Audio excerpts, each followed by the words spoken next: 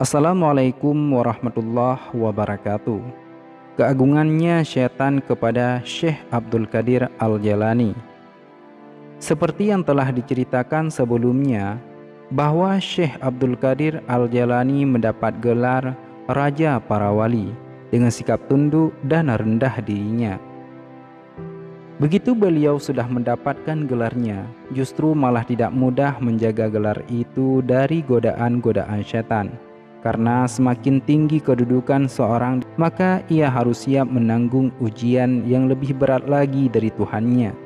Syaitan terus menggoda manusia dan para kekasih Allah Subhanahu wa Ta'ala, tak terkecuali Syekh Abdul Qadir Al-Jailani.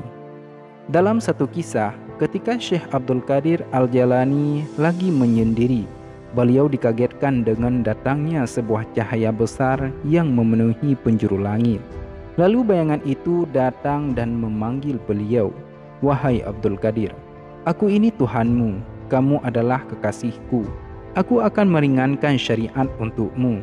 Apa yang aku haramkan sebelumnya, sekarang aku halalkan untukmu," kata bayangan itu. "Wahai yang terlaknat, pergi kamu sekarang dari hadapanku. Kalau tidak, akan aku hancurkan kamu," jawab Syekh Abdul Qadir Al-Jailani.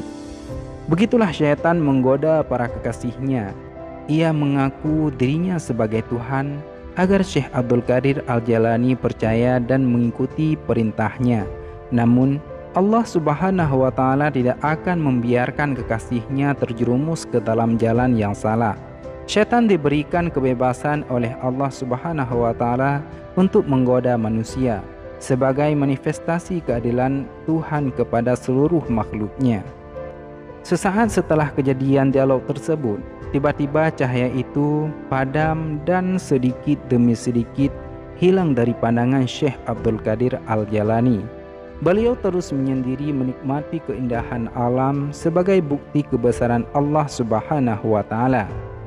Tak lama kemudian, bayangan yang tadi menghilang kembali memanggil Syekh Abdul Qadir Al-Jailani dalam wujud kabut dan berkata, "Kamu selamat dari godaanku, wahai Abdul Qadir, karena dua alasan. Pertama, karena ilmumu yang telah melekat dalam jiwamu. Engkau mampu membedakan mana yang hak dan mana yang batil. Kedua, karena kondisi spiritualmu dan ibadahmu. Allah Subhanahu wa Ta'ala membukakan hatimu dan membimbingmu menuju jalan yang benar," tegas kabut tersebut. "Apa yang aku miliki saat ini semua hanya milik Sang Penciptaku. Aku selamat darimu berkat Tuhanku," jelas Syekh Abdul Qadir Al-Jailani.